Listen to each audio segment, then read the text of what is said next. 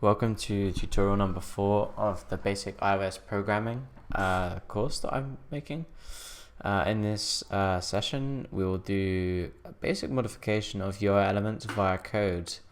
So we can change the color of labels, we can change the text of labels in functions. That's the ultimate goal. So it's going to be a quick one, but it should give you hopefully some good insight.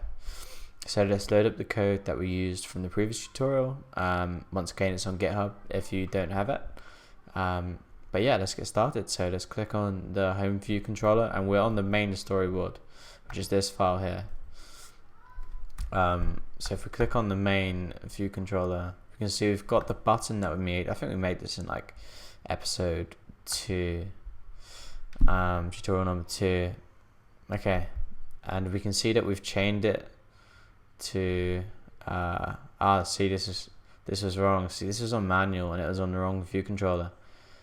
I didn't think we had 2 action outlets, so let's change that to automatic, and we should see, yeah, now we can see our home view controller, which is the correct one, which is always good to know.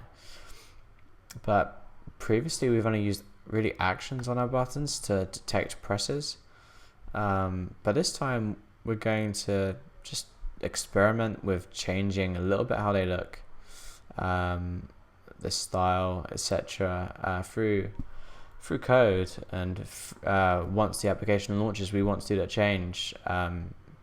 You could do it on any event, really, not just when the application launches. You could do it on another button press, you could do it on something else happening, but when the application launches in the view-did-load method, is just a good example to get started. So we've currently got an action for the button press, but we don't have an outlet for the button.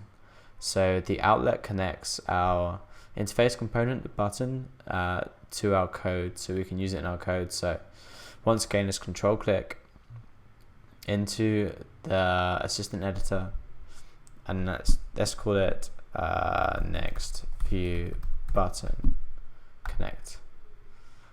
And you got this there. So now what we can do is we can go into the view-did-load method, and we can reference the next view button. When I'm referencing something in global scope, which means anywhere essentially in this class, anywhere in the home view controller class can access, I always like to use self just to show that it's kind of global within the class. So let's go and add the button, so it's next view button, and then to set the title of the button, we have to use the set title method of the button itself. So let's set that to a string, and let's call it lots of cats. And then for state, so here we use essentially an enum, which is .normal. So that means if the button's in normal state, that it will say lots of cats. There are other settings as well. You can, so if I just type the dot, and we can see what else is available. Highlighted, like, reserved. So like, there's lots of alternatives. But normal is the most obviously common state for a button, is what we'll be using today. So if we run this now, we should be able to see that the title shows as lots of cats, and there we go. That's cool.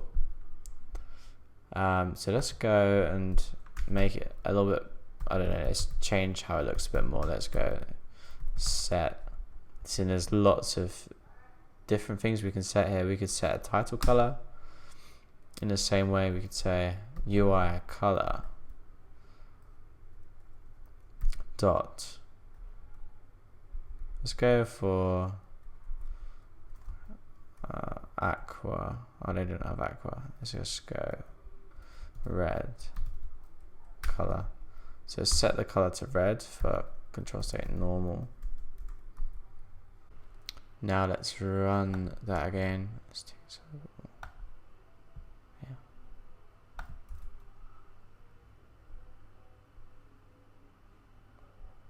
And there we go, it's red.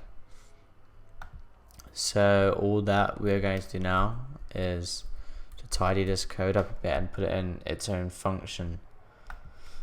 Because you shouldn't really just have loads of configuration code in ViewDidLoad. So we're going to tidy it up a little bit and place it into configuration functions. Let's say it's the first function we'd have written in these tutorials. Let's say func, and we can call it configure UI components. And that's the basic syntax. So we're going to copy what we just put in ViewDidLoad, and you can see now we've got it wrapped into the function. So instead of calling these individually, we can say self.configure UI components with nothing in the brackets. Then if we run this again, I can even put a little print in function smiley face. So if we run this again, we should see it print out that line and configure the button correctly. And there we go. Lots of smiley faces in the prints. And yeah, that's basically a quick configuration guide to the button anyway. There's lots of other ways you can do that, and there's lots of other things you can do that with. So you can basically any interface element you can configure. The ways you do it are sometimes a little bit different. Sometimes instead of set title color. On a label, for example, you would edit it directly instead of using set. So if we get a label up here, just as a quick demo, let's call it more cats. Then what we can do is we can do the same thing that we did for the button, create an IB outlet, more cat label, and then in the configure UI components function, self.more cats label dot text equals and then self.more cats label dot text color equals UI color dot blue color. We can run that again. There's gonna be no constraints in this, but it doesn't really matter. We can run that again and we can see how we've basically done the same thing in two different ways.